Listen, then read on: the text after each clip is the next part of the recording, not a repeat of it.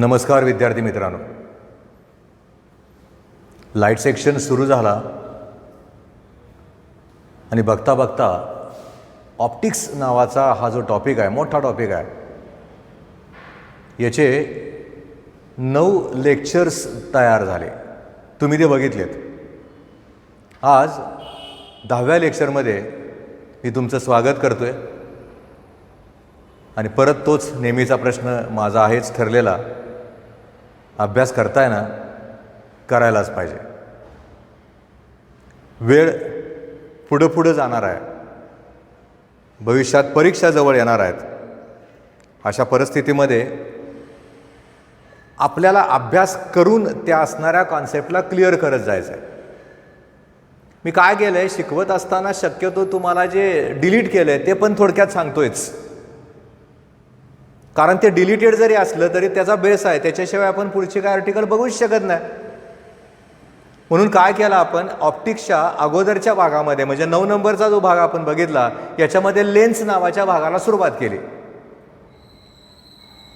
आरसा बघितला आपण, मिररच्या करस्पॉन्डिंगच्या टर्म्स आपण बघितल्या, त्याच्यामध्ये बरंच सीईटी बघितलंय आपण. आणि तसा विचार करायचा झाला तर यावर्षीची नीटची परीक्षा जी झाली 2020ची, सोपी होती तुलनेनं, अवघड नव्हतीच ती. नीट तितकीशी अवघड येत नाही, फक्त तुम्हाला त्या NCERTच्या पुस्तकाला धरून आपली जी पुस्तकं आहेत त्याचा जर अभ्यास करत गेला तर 100% तुम्हाला ती पेपर किंवा तो करस्पॉन्डिंग असणारी टेस्ट सोपी जाईल. इंजिनिअरिंगचं ॲडमिशन पाहिजे असेल तर CETतनं मिळतं, JEEतनं मिळतं. JEEचा पण रिझल्ट यावर्षी सगळीकडे चांगला लागला. अशा परिस्थितीमध्ये आपण काय केलं होतं, अगोदरचं जे लेक्चर होतं त्या लेक्चरमध्ये लेन्सचे वेगवेगळे प्रकार बघितले. मग बायो कॉन्व्हेक्स असेल, बायो कॉन्केव्ह असेल, प्लेनो कॉन्व्हेक्स असेल, प्लेनो कॉन्केव्ह असेल, कॉन्व्हेक्स कॉन्केव्ह असेल, कॉन्केव्ह कॉन्व्हेक्स असेल, असे प्रकार बघितले. आणि त्याच्यातल्या ज्या टर्म्स होत्या, कदाचित सेंटर ऑफ कर्वेचर असेल, रेडियस ऑफ कर्वेचर असेल, प्रिन्सिपल ॲक्सिस असेल, फोकल लेंथ कॉन्व्हेक्स लेन्सच्या असेल, फोकल लेंथ कॉन्केव्ह लेन्सच्या असेल, प्रिन्सिपल प्लेन असेल, फोकल प्लेन असेल किंवा ऑप्टिकल सेंटर असेल. बघा, पुस्तक उघडून दिलं नाही तुम्हाला इतकं डिटेलमध्ये. जे मी तुम्हाला आत्ता शिकवतोय याचं कारण काय आहे की मला बाबा त्या ठिकाणी तिथं असणारी ती जी संकल्पना आहे ती क्लिअर कट होत जावी, मला पुढचं कळावं, नाहीतर मी तसाच अज्ञानी राहणार ना. मला जर हे रिलेशन माहिती नसेल तर काय एक्झाम्पल आपल्याला येणार आहेत का? पुस्तकात त्यांनी यावर्षीसाठी ते रिलेशन कॅन्सल केले लेन्ससाठी, पण मुद्दा म्हणून फळ्यावर लिहिले 1/f = 1/v - 1/u. काय अर्थ आहे त्याचा? F म्हणजे फोकल लेंथ, U म्हणजे ऑब्जेक्ट डिस्टन्स, V म्हणजे इमेज डिस्टन्स. हे जर आपल्याला माहिती असेल, साइन कन्व्हेन्शन आपल्याला माहिती असेल तर नक्की आपल्याला त्या ठिकाणी तिथं असणारे ते एक्झाम्पल सुटतील. लेन्सच्या करस्पॉन्डिंग असणारी साइन कन्व्हेन्शन आणि मिररच्या करस्पॉन्डिंग असणारी साइन कन्व्हेन्शन बऱ्यापैकी सेम आहेत, म्हणून पुस्तकात त्यांनी एकत्रितच दिलीत. साइन कन्व्हेन्शन बघितलेत ना आपण याच्या अगोदरच्या गेस्ट लेक्चरला, म्हणजे आपल्याला कळतं त्या ठिकाणी तिथं असणारं ते जे लेक्चर आहे त्यातनं ते साइन कन्व्हेन्शन एक्झॅक्टली कसं आहे कळणार आहे ते आपल्याला. मग आता काय बघायचं आपल्याला, काय फॉर्म्युले पूर्वीच्या पुस्तकात त्यांनी तयार केले होते तसे तयार न करता आता त्यांनी डायरेक्ट फॉर्म्युले दिलेत. म्हणून आर्टिकलचं नाव काय लिहिलंय बघा, number of thin lenses in contact. जाड आणि पातळ असं आपण मराठीमध्ये म्हणतो. वेगवेगळ्या लेन्स जर या पद्धतीनं त्या ठिकाणी तिथं असणाऱ्या एकमेकाला जोडून ठेवलेले असतील, समजा 1 नंबरचे आहे, 2 नंबरचे आहे, 3 नंबरचे आहे, N नंबरचे आहे, याची फोकल लेंथ F1 आहे, याची F2 आहे, याची F3 आहे, याची Fn आहे, अशा सगळ्यांना एकत्रित केल्यानंतर त्यांच्या रिझल्टंट फोकल लेंथचं उत्तर किती येतं ते माहिती पाहिजे आपल्याला. तर त्या ठिकाणी 1/f = 1/f1 + 1/f2 + - 1/fn त्याचं उत्तर काढावं लागतं. नक्की लक्षात ठेवा, याची गणितं तुम्हाला परीक्षेमध्ये विचारणार आहेत, त्यामुळं आता आपण तात्पुरतं परीक्षार्थी व्हावं लागेल. सारखंच कशाला परीक्षार्थी व्हायचं ना, तुम्हाला माहिती आहे power of the lens is nothing but reciprocal of the focal length. आणि तसं जर असेल तर या ठिकाणी इथं असणारा जो फॉर्म्युला आहे तो P = P1 + P2 + - Pn करता येईल. याला जर समजा आपण त्या ठिकाणी तिथं असणाऱ्या त्या रिझल्टंटसाठी वापरतोय आणि तसं तिथं वापरलं जात असताना आपण काय करतोय बघा, हा फॉर्म्युला जनरल करायचा झाला तर मग त्याला आपण असं पण लिहू शकतो की बाबा 1/fचं उत्तर काढायचं आहे, समेशन 1/fi करा, wear I goes from 1 to n करा. तसं इथं पण करू शकतो. रिझल्टंटचं उत्तर काढत असताना समेशन PI करा, wear I goes from 1 to n. म्हणजे आपल्याला त्या ठिकाणी तिथं असणारं ते जे उत्तर आहे ते उत्तर काढत असताना त्या फॉर्म्युला जनरलाइज करता येईल. जनरलाइज करून तिथं असणारा तो जो फॉर्म्युला आहे त्याचं जे नेचर आहे ते नक्की आपल्याला या पद्धतीनं दिसेल. काय होतंय, हे फॉर्म्युले कसे आले ते आता आपल्या डोक्यात भिनभिनतो आहे. सरांनी डायरेक्टच घेतलं का काय? मी नाही डायरेक्ट घेतलं, पुस्तकाने डायरेक्ट दिले तुम्हाला. त्यामुळे त्याचं परत शोधायचा प्रयत्न करू नका ते कसं आलं ते. मला काय पाहिजेल आहे, मला गणितं सोडवायचे आहेत, माझ्या डोक्यामध्ये फॉर्म्युला पाहिजेल आहे आणि तसा तो formula 1/fचा 1/f1 + 1/f2 + dash 1/fn झाला. मला पॉवरचा विचार करत असताना reciprocal of the focal length आहे, त्यामुळे इथं P झालं, P1 झालं, P2 झालं, डॅश Pn झालं, समेशन PI झालं, 1/समेशन FI झालं. उत्तर तयार झाली की आपल्याला त्या ठिकाणी तिथं असणारी ती उत्तरं काढत असताना या फॉर्म्युल्याची गरज नक्की लागणार आहे. मग काय झालं, त्याने अजून एक त्याच्यामध्ये बदल करून एक फॉर्म्युला तयार केला आणि तो फॉर्म्युला तयार करताना हा फॉर्म्युला पूर्वी नीटसाठी वापरला जायचा, JEEला वापरला जायचा. कुठला फॉर्म्युला आहे तो? समजा माझ्याकडे या ठिकाणी तिथं असणाऱ्या त्या ज्या लेन्सेस आहेत त्या 2 लेन्सेस आहेत, याची फोकल लेंथ F1 आणि याची फोकल लेंथ F2 आहे. ह्या दोघांमधलं जे अंतर आहे म्हणजे ऑप्टिकल सेंटरमधलं जे डिस्टन्स आहे ते जर समजा त्या ठिकाणी D एवढा आहे आणि मला या ठिकाणी तिथं असणाऱ्या रिझल्टंट फोकल लेंथचं उत्तर काढायचं आहे. मग याचा फॉर्म्युला काय? याचा फॉर्म्युला पण आपण तयार करू शकतो. 1/f = 1/f1 + 1/f2 - D/f1/f2. पाठ करा हा फॉर्म्युला. पहिल्याची फोकल लेंथ F1 आहे, दुसऱ्याची फोकल लेंथ F2 आहे, दोघांमधला अंतर D आहे. रिझल्टंट फोकल लेंथ F आहे. 1/f = 1/f1 + 1/f2 - D/f1/f2. एखादा म्हणणार की सर आता तर तुम्ही म्हणला की reciprocal of the focal length म्हणजे पॉवर आहे, मग तुम्ही याला पॉवरमध्ये सांगा. नक्की सांगता येईल ना. इथं P1 होईल, इथं P2 होईल, -D/P1/P2 करता येईल आणि त्या ठिकाणी तिथं असणारा तो जो फॉर्म्युला आहे तो फॉर्म्युला आपल्याला तयार करता येईल. त्यामुळे हा एक फॉर्म्युला परत एकदा डोक्यामध्ये जाम लक्षात ठेवायचा, अजिबात हालू द्यायचा नाही. म्हणजे आपल्याला त्या ठिकाणी तिथं असणारा तो फॉर्म्युला अनेक लेन्ससाठी असेल तर हा, जर समजा त्या ठिकाणी तिथं असणाऱ्या त्या 2च लेन्स एकमेकाला इन कॉन्टॅक्ट असतील आणि मला उत्तर काढायचं झालं तर त्या ठिकाणी तिथं असणारं ते उत्तर काढताना या असणाऱ्या संकल्पनेचा आधार घेऊन ते जे उत्तर आहे ते उत्तर नक्की काढता येईल. असे अनेक उत्तर आपण खरं तर काढत चाललोय. म्हणजे आपल्या आपल्या पद्धतीनं त्या ठिकाणी तिथं असणारी ती जी उत्तर आहेत ती उत्तर आपण तयार करतोय. अशा त्या उत्तराला तिथं तयार केलं जात असताना मी याच्यानंतर एक आर्टिकल घेतोय. आर्टिकल म्हणण्यापेक्षा ते एक एक्सप्रेशन आहे. नक्की आपल्याला ते समजून घ्यावं लागेल, व्यवस्थित समजून घ्या. समजून नुसतं नाही घ्यायचं तर आपण काय करायचं, अशा पद्धतीनं त्या ठिकाणी तिथं असणारं ते आर्टिकल चालू असताना आपल्या कागदावर आपल्या वहीवर तिथं असणारं ते व्यवस्थित लिहून घ्या. कारण मी आत्ताचं जे शिकवलं ते शिकवलं नवीन आहे, ते नव्हतं पूर्वी. आत्ता जे शिकवतोय ते पहिलंच आहे. त्याच्यावरची गणित आहे, त्याच्यावरचा फॉर्म्युला आहे. ते परीक्षेमध्ये तर 11वीच्या तुमच्या कॉलेजमधल्या परीक्षेत विचारतातच. आणि तसं जर त्या ठिकाणी तिथं असणारं ते विचारलं जात असेल तर मग सोडवायचं कसं, तिथं कुठला विचार करायचा, काय विचार करायचा, आर्टिकलचं नाव तर काय आहे. मला इथं विचार करायचा झाला तर माझा जो आत्ताचा विचार आहे तो विचार आहे रिफ्रॅक्शन ॲट सिंगल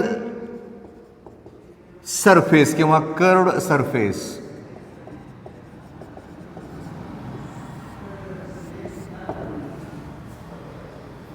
काय आहे बाबा ह्याच्यामध्ये, काय विचार करायचा, असं वेगळं पण काय आहे याच्यामध्ये. मुळात एक मोठं एक्सप्रेशन असल्यासारखं आहे ते. त्याचं उत्तर आपल्याला आता काढायचं आहे आणि तसं ते उत्तर इथं काढलं जात असताना ते उत्तर काढायचं आहे कसं ते आपण नीट बघा. एकदा का त्या ठिकाणी तिथं असणारं ते एक्सप्रेशन तुम्हाला कळलं का परत ते पाठ करावं नाही लागत. Refraction at single curved surface असं आर्टिकलचं नाव आहे. आणि सिंगल कर्वड सरफेस आर्टिकलचं नाव असताना मी काय सांगतोय ते नीट ऐका, डायग्रॅम समजून घ्या. मुळात असं समजूयात की या ठिकाणी हा एक कर्वड सरफेस आहे. मुळात इथं दाखवत असताना त्या ठिकाणी तिथं असणारा तो जो कर्व सरफेस आहे त्याचा जो सेंटर ऑफ कर्वेचर आहे तो समजा सी आहे. डायग्रॅम काढतानाच एखादा कंपासमधलं अंतर घ्या आणि त्या ठिकाणी तिथं असणारा ते कर्व सरफेस करा. आणि तसं त्याचा विचार इकडं करत असताना असं समजूयात की या ठिकाणी इथं असणारं जे मीडियम आहे ते मीडियम त्या ठिकाणी वेगळं आहे. हा रिफ्रॅक्टिव्ह इंडेक्स μ1 असणारा सरफेस आहे आणि हा μ2 असणारा सरफेस आहे. आपण n1 n2 वापरू शकतो. मुळात याचा अपवर्तनांक μ1 आहे, याचा अपवर्तनांक μ2 आहे. या असणाऱ्या स्पेरिकल सरफेसचा सेंटर ऑफ कर्वेचर सी आहे. झटक्यात तुम्हाला कळतं की बाबा हा जर समजा त्या ठिकाणी तिथं असणारा तो जो सरफेस आहे त्याला आपण नाव देऊयात APB. आणि हा P जर आपण बघितला तर तुम्ही मला पडदेशी सांगाल की सर P म्हणजे दुसरं तिसरं काय नसून it is the pole, geometrical centre ज्याला म्हणतात. तसा जर समजा त्या ठिकाणी तिथं असणारा तो पॉईंट आपण विचारात घेतला आणि परत मी तुम्हाला म्हणलं की सांग बाबा इथून इथंपर्यंतचं अंतर म्हणजे काय असतं, तर तुम्ही मला म्हणणार की सर ते जे अंतर आहे ते अंतर दुसरं तिसरं काय नसतं तर त्याला म्हणतात रॅडियस ऑफ कर्वेचर. रिप्रेझेंट करताना मी त्याला कॅपिटल R न केलं. आता परत काय करतोय मी, या ठिकाणी इथं असणारा हा एक पॉइंट ऑब्जेक्ट घेणार आहे. समजा मी आता याच्यावरचा एक ह्याला पॉइंट ऑब्जेक्टला आपण O नाव देऊयात, याला त्या ठिकाणी तिथं असणारं ते एक नाव देऊन टाकूयात, त्याला आपण D नाव देऊयात. आणि D पासून या पद्धतीनं इथं असणारी एक परपेंडिक्युलर काढूयात. तिथं जर समजा या पद्धतीनं आपण ती परपेंडिक्युलर काढली तर ॲक्च्युली ही एक प्रकारची नॉर्मल होईल. या सरफेसला ही नॉर्मल झाली आणि इथून जर समजा मी त्या ठिकाणी तिथं असणारा तो जो रे आहे तो या पद्धतीनं इन्सिडेंट केला आणि तुम्हाला विचारलं की सांग OA किंवा समजा A वर आहे OD हा जो रे आहे तो रे कुठला आहे, तर तुम्ही मला नक्की म्हणणार की सर तिथं असणारा तो जो रे आहे तो इन्सिडेंट रे आहे. मुळात इथून या पद्धतीनं त्या ठिकाणी तिथं असणारी ती एक प्रकारची नॉर्मल झाल्यासारखी झाली. हा माझा इन्सिडेंट रे झाला. याला जर मी आय म्हणलं तर तुम्ही म्हणणार की सर करेक्ट आहे तुमचं, आय म्हणजे अँगल ऑफ इन्सिडन्स आहे. इन्सिडेंट रे आणि नॉर्मल याच्यामधला जो कोन असतो त्याला अँगल ऑफ इन्सिडन्स म्हणतात. हे मी सांगायची गरजच नाही, तुम्हाला माहिती आहे ते. जर समजा आपण याच्यानंतर पुढे जरा विचार केला, आता त्या ठिकाणी तिथं असणारा तो जो रे आहे तो एका माध्यमातून दुसऱ्या माध्यमात जातोय. जात असताना आपण सहज असा विचार केला की बाबा μ1 ची जी किंमत आहे ही μ2 पेक्षा कमी आहे, म्हणजे μ2 हा डेन्सर झाला, μ1 हा रेअर झाला. आणि हा जो प्रकाश किरण आहे तो प्रकाश किरण या पद्धतीनं त्या ठिकाणी तिथं असणाऱ्या त्या एका माध्यमातून दुसऱ्या माध्यमात जाईल. रेअरमधनं तो डेन्सरमध्ये जाईल. When ray of light enters from rare medium to denser medium, it bends towards the normal. या संकल्पनेचा आधार जर आपण इथं घेतला तर त्या ठिकाणी तिथं असणारा तो जो रे आहे तो आता स्तंभिकेकडे झुकल आणि झुकता झुकता तिथं असणारा तो जो प्रकाश किरण आहे तो प्रकाश किरण या पद्धतीनं या ठिकाणी इकडच्या बाजूला जाईल. जिथं कुठं जाणार आहे तिथं मला त्या असणाऱ्या ऑब्जेक्टची इमेज तयार होताना दिसेल. इमेजला मी आय हा सिम्बॉल वापरला आहे. एखादा प्रकाश किरण ज्यावेळेस प्रिन्सिपल ॲक्सिसवरनं जातो त्याचं डेव्हिएशन होत नाही, तो विचलित होत नाही, एवढं नक्की लक्षात ठेवा. त्यामुळं परत एकदा बघा, OA हा माझा इन्सिडेंट रे आहे, इकडचं मीडियम μ1 आहे, इकडचं मीडियम μ2 आहे. मुळात आय हा माझा अँगल ऑफ इन्सिडन्स होईल, सी माझा सेंटर ऑफ कर्वेचर झाला, O पासून C पर्यंतचं अंतर म्हणजे माझं रॅडियस ऑफ कर्वेचरचं होईल. P पासून C पर्यंतचं अंतर. आणि मी जरा पुढं बघितलं इथं माझी इमेज तयार झाली. त्या असणाऱ्या P पासून I पर्यंतचं जे अंतर आहे ते माझं इमेज डिस्टन्स होईल. इमेज डिस्टन्सला आपण व्ही हा सिम्बॉल वापरतोय.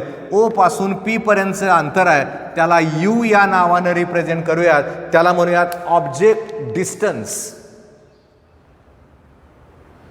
आता खरं तर माझी डायग्रॅम तयार होत असताना नक्की एखाद्या लक्षात आलं असेल की सर तुम्ही काय तर विसरल्यास तुम्हाला वाटत नाही का?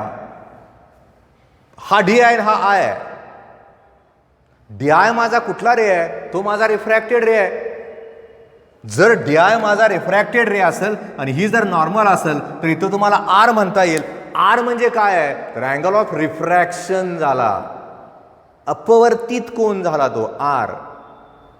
हा माझा अँगल ऑफ इन्सिडन्स झाला, हा माझा अँगल ऑफ रिफ्रॅक्शन झाला.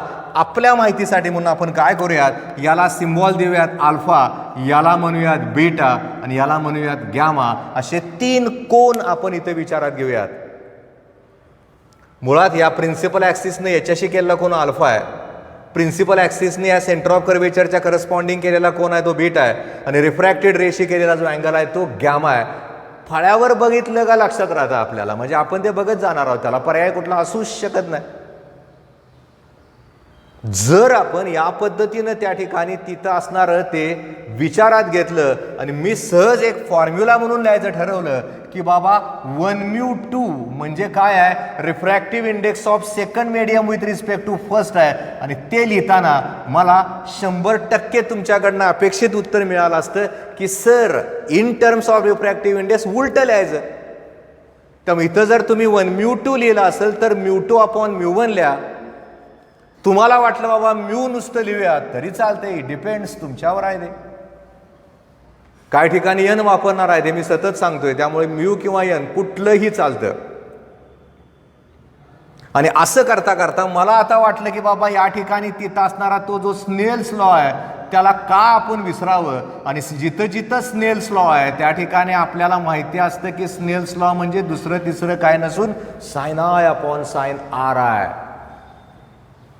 तात्पुरतं जर समजा मी या ठिकाणी याला इक्वेशन नंबर 1 दिलं, याला इक्वेशन नंबर 2 दिलं, 2 नंबरचं इक्वेशन मी 1 नंबरच्या इक्वेशनमध्ये सबस्टिट्यूट केलं आणि हा फॉर्म्युला तयार केला तर माझा फॉर्म्युला तयार होईल sine I upon sine R is equal to μ2 upon μ1. सोपं आहे ना, तिथे किंमत फक्त ठेवली मी. जरा जर तिरकस गुणाकार केला ज्याला क्रॉस मल्टिप्लिकेशन म्हणतात तर आपलं रिलेशन तयार झालं μ1 sine I is equal to μ2 sine r. असं करता करता आपण असा विचार केला की या ठिकाणी असणारा जे आय आणि आर आहे ते अतिशय लहान आहे. जर आय आणि आर अतिशय लहान असेल तर नक्की लक्षात ठेवा sine I is nearly equal to I, sine R is nearly equal to R. Sine I ची किंमत आयच्या किंमतीच्या बरोबर झाली, साइन आर ची किंमत आरच्या बरोबर झाली. याचा अर्थ असा झाला इथं आय आलं, इथं आर आलं, इथं μ2 अपॉन μ1 तसंच राहिलं. परत आपण तिरकस गुणाकार करूयात म्हणजे μ1 i is equal to μ2 r झालं. तात्पुरतं ह्याला एक चौकोन टाकतो, वाटलं तर त्याला इक्वेशन नंबर 3 देतो. मी इथं ज्या पद्धतीनं त्या ठिकाणी तिथं असणाऱ्या त्या रिफ्रॅक्टिव्ह इंडेक्सचा विचार करत करत करत करत पुढे चाललोय. म्यूचा विचार करताना μ2 अपॉन μ1 लिहिलं, म्यूचा विचार करताना sine I upon sine r लिहिलं, sine I upon sine R is equal to μ2 upon μ1 झालं. तिरकस गुणाकार केला, इक्वेशन तयार झालं.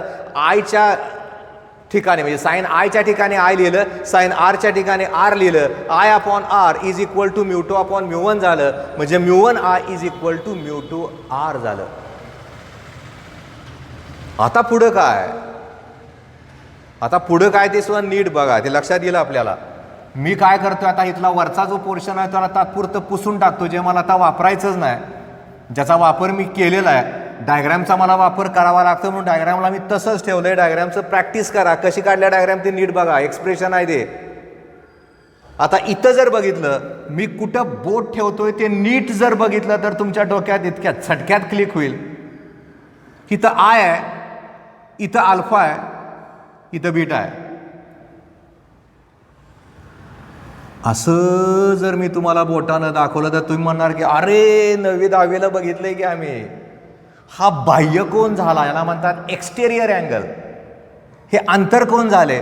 यातलं आता समोर तुम्ही नाही ना, जर तुम्ही मला पडदेशी म्हणला असता की सर इथं जर तुम्हाला रिलेशनच लिहायचं झालं तर I is equal to alpha plus beta याला इक्वेशन नंबर 4 देऊन टाकत. हा बाह्यकोन झाला. बाह्यकोन बरोबर आतल्या कोणांची बेरीज असते, माहिती आहे ना आपल्याला, कशाला लागते मी सांगायची गरजच नाही तुम्हाला. आणि तसंच मी काय केलं, समजा आता इकडं बघत गेलो, या पद्धतीनं तिथं असणार आहे त्याचा विचार केला. इथं समजा बीटा, इथं समजा आर आहे, इथं समजा गॅमा आहे. आता बोट मी कुठं फिरवतोय बघा, ते तसंच झाले ना. हा बाह्यकोन झाला आणि आतले 2 कोन झाले. याचा अर्थ असा झाला, इथं जर मी बघितलं तर बीटा इज इक्वल टू आतल्या 2 कोनांची बेरीज म्हणजे आर तर येणारच आहे प्लस गॅमा येईल. हा माझा बीटा झाला, हा माझा आर झाला, हा माझा गॅमा झाला. मी त्याला आर इज इक्वल टू लिहितो, तिथं माझं आलं बीटा मायनस गॅमा. याला इक्वेशन नंबर 5 देतो. याला पण इथं परत चौकोन करून ठेवतोय मुद्दामून, याला पण इथं चौकोन करून ठेवतोय. आता कसं झालं बघा, 4 नंबरचं इक्वेशन माझं i is equal to alpha plus beta झालं.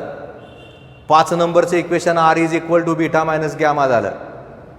आणि माझ्याकडे 3 नंबरचं इक्वेशन होतं mu one i is equal to mu two R.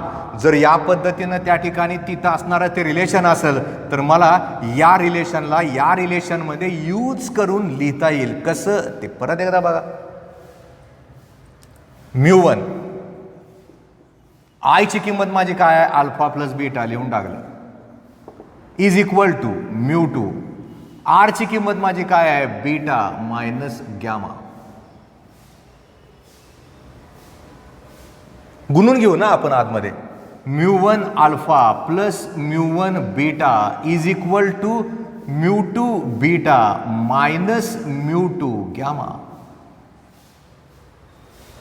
आता काय करू, या असणाऱ्या म्यू2चा विचार करून तिकडे एक रिलेशन लिहून टाकूयात आणि करस्पॉन्डिंग असणारे जे रिलेशन आहे त्याला आपण आपल्या पद्धतीनं कन्वर्ट करून घेऊयात. म्हणजे मी काय करतो, त्या ठिकाणी तिथं असणाऱ्या या रिलेशनला इकडच्या बाजूला आणतो.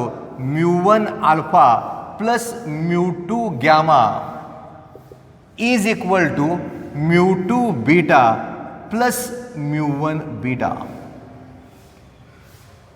म्हणजे आपल्याला त्या ठिकाणी तिथं असणारं ते जे रिलेशन आहे, सॉरी तिकडे गेल्यानंतर ते मायनस होईल, ते जे रिलेशन आहे ते आपल्याला या पद्धतीनं लिहिता येईल. म्यू1 alpha plus mu two gamma minus इकडं आलं म्यू2 बीटा, इकडचं गेल्यानंतर तिकडच्या बाजूला ते मायनस झालं. असं करता करता मग मला असं वाटलं की बाबा इथं जर आपण बीटाला कॉमन काढलं तर आतल्या बाजूला म्यू2 मायनस म्यू1 येईल आणि या ठिकाणचं रिलेशन तसंच राहील. म्यू1 alpha plus mu two gamma. R आणि गॅमातला फरक जरासा जाणवू द्यात. आर वेगळं आणि गॅमा वेगळं. आणि मी आता 3 नंबरचं रिलेशन सुद्धा पुसून टाकू. आता इथं नक्की लक्षात ठेवायचं आहे, या रिलेशनला आल्यानंतर, कारण एक मोठं एक्सप्रेशन आपण बघतोय, या रिलेशनला आल्यानंतर आपल्याला हे जे अँगल आहेत त्या अँगलला रॅडियनमध्ये एक्सप्रेस करायचं आहे. मग तसं तिथं एक्सप्रेस करत असताना मग मला कुठल्या रिलेशनचा वापर करता येतो, angle is equal to arc upon radius.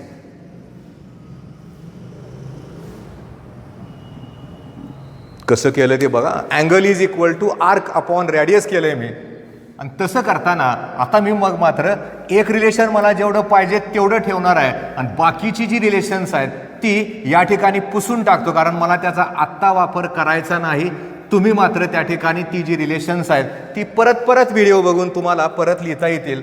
मी याला पुसून टाकतोय आणि आता काय करतोय बघा, angle is equal to arc upon रॅडियसचा वापर आपल्याला करायचा आहे एक्सप्रेस करताना रॅडियनमध्ये.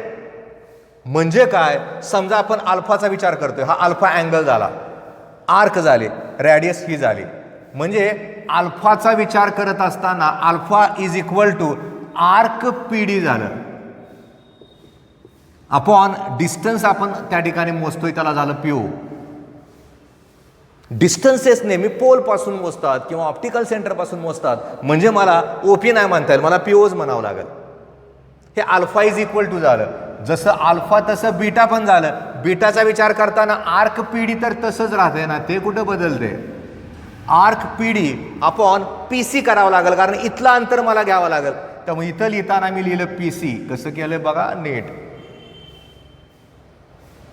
दुर्दैवानं तुम्ही माझ्या समोर नाही ना, तर तुम्हाला विचारतच हे तुमच्या डोक्यात एवढं भिनवलं असतं ना मी, पण त्याला इलाज नाही, एक्सक्यूज नाही, आपण असंच करणार, काय अल्टरनेटिव्ह नाही. सुरू तर झालंय आपलं. Beta is equal to arc P D upon P C झालं. आणि याच पद्धतीनं आपण ज्यावेळेस त्या ठिकाणी तिथं असणाऱ्या गॅमाचा विचार करतोय, गॅमाचा विचार करत असताना आर्क पी डी तसंच झालं. इथलं डिस्टन्स मात्र आपलं पी आय झालं. अल्फा माहीत झालं आपल्याला, बीटा माहीत झालं, गॅमा माहिती झालं. एक रिलेशन आपल्या समोर ठेवलंय. या रिलेशनमध्ये आता या ज्या किमती आहेत त्याला आपण ठेवूयात आणि शेवटच्या उत्तराला आपण नक्की पोचू शकतो. कसं ते बघा. μ1 अल्फाच्या ठिकाणी आपण काय ठेवणार आहे, arc P D upon P O plus μ2. μ2च्या ठिकाणी आपल्याला इथं ठेवत असताना आर्क पी डी अपॉन, कारण इथं गॅमा आहे आणि गॅमाच्या ठिकाणी आपल्याला माहित आहे पी आय आहे. परत बघा, अल्फाच्या ठिकाणी arc P D upon P O ठेवलं. μ2 गॅमाच्या ठिकाणी arc P D upon P I ठेवलं. इज इक्वल टू बीटाच्या ठिकाणी आपल्याला किंमत ठेवायची आहे. काय किंमत आहे, arc P D upon P C. इथं ठेवूयात आपण arc P D upon P C आणि ब्रॅकेटमध्ये लिहूयात μ2 मायनस μ1. हे बीटा आहे, इथं बीटा आहे, arc P D upon P C आहे. त्यामुळे त्या पद्धतीनं आपण तिथं असणारं ते इक्वेशन लिहिलं. आणि असं इक्वेशन इथं लिहिल्यानंतर परत एकदा जे ॲक्युबेशनचा वापर मी केला होता त्याला आता पुसून टाकतो. जेवढं फळ्यावर आहे ते आता बघत गेलोय आपण. आणि असं बघता बघता μ1 arc P D, arc P D, arc P D. एक जण उठून म्हणणार की सर इतक्या वेळ कशाला ठेवले, त्याला कॅन्सल करून टाका ना. टाकलं कॅन्सल करून. सगळीकडेच आर्क पी डी होतं म्हणून एक रिलेशन तयार झालं. कुठलं झालं, इथं बघितलं तर μ1 अपॉन पी ओ झालं प्लस μ2 अपॉन पी आय झालं. Is equal to μ2 minus μ1 upon P C झालं. पी ओ यू आहे, पण साईन कन्व्हेन्शन लगेच कळायला पाहिजे सर, त्याला निगेटिव्ह साईन द्या ना. त्यामुळे इथं मला लिहावं लागेल μ1 अपॉन मायनस यू लिहावं लागेल प्लस μ2 अपॉन व्ही लिहावं लागेल. कारण पी आय हे जे अंतर आहे ते माझं व्ही आहे, ते माझं इमेज डिस्टन्स आहे. इज इक्वल टू लिहिताना μ2 मायनस μ1 अपॉन पी सी म्हणजे माझं आर आहे, रॅडियस ऑफ कर्वेचर. म्हणजे मला आता वाटलं की थोडंसं गणित वापरावं इथं. आणि त्याचा वापर करताना इथं मला मायनस लिहायचंच नाही, तर मी μ1 अपॉन यू लिहिलं. तसं मला करता येत नाही. त्यामुळे μ1 upon u, μ2 upon v is equal to, इथं जर लिहिलं तर μ1 मायनस μ2 अपॉन आर. चिन्ह बदलले. μ1 upon u minus μ2 upon v is equal to μ1 minus μ2 upon r. झालं की इक्वेशन तयार. म्हणजे आपण ज्या मोठ्या कुठल्या एक्सप्रेशनचा विचार करत होतो ते आता सोपं झालं. इथं मायनसचं प्लस केलं, प्लसचं मायनस केलं आणि त्या फक्त टर्म्स रिअरेंज केल्या. μ1 मायनस μ2 केलं. हे असं का केलं तर लक्षात ठेवायला सोपं आहे ना. μ1 upon u minus μ2 upon v is equal to μ1 minus μ2 upon r. सोपं झालं. म्हणजे आपण या फॉर्म्युल्याचा वापर करून त्या ठिकाणी तिथं असणारं ते जे उत्तर आहे ते उत्तर नक्की काढू शकतो. तर हा एक यातला सगळ्यात महत्त्वाचा भाग झाला. यातलं हे एक सगळ्यात महत्त्वाचं एक्सप्रेशन झालं. कारण फार एक्सप्रेशन्स असणारा हा टॉपिक होता. त्यातली काय एक्सप्रेशन त्यांनी काढून टाकलेत. पण असं एखादं एक्सप्रेशन आल्यानंतर तिथं असणारं ते जे उत्तर आहे ते उत्तर तयार करणं ॲब्सल्युटली अवघड नाही. वी कॅन, आपण ते करू शकतो, काढू शकतो, येतं आपल्याला ते. तर या सगळ्याचा विचार करत असताना या फॉर्म्युल्यापर्यंत आपण कसं कसं येत गेलो ते नक्की आठवा, बघा, लिहा, वाचा, पाठ करा. फळ्यावर इतकं सिस्टमॅटिक मी लिहून आत्ता दिलं आहे की एखाद्यानं जर व्यवस्थित तो व्हिडिओ बघितला आणि एकदा दोनदा बघायचा, दोनदा लिहून काढा, तिसऱ्यांदा मनानं लिहून काढा, चौथ्यांदा सर तुम्ही कधी पण विचारा, मी सांगू शकतो किंवा शकते, सोपं होईल ना ते. त्यामुळं असं एखादं आर्टिकल बघितल्यानंतर ते पुस्तकातनं बघा, वहीमध्ये लिहून काढा, आपल्याला त्या ठिकाणी तिथं असणारं ते जे उत्तर आहे ते उत्तर नक्की काढता येईल. आणि आज या असणाऱ्या ऑप्टिक्सच्या 10व्या लेक्चरसाठी आपण इथंच थांबतोय. नक्की अभ्यास करताय तुम्ही, अभ्यास करत राहा. आणि आत्ता या ठिकाणी आपण इथं जरी थांबलो तरी उद्याच्या लेक्चरला परत आपण एकदा भेटणार आहे. धन्यवाद.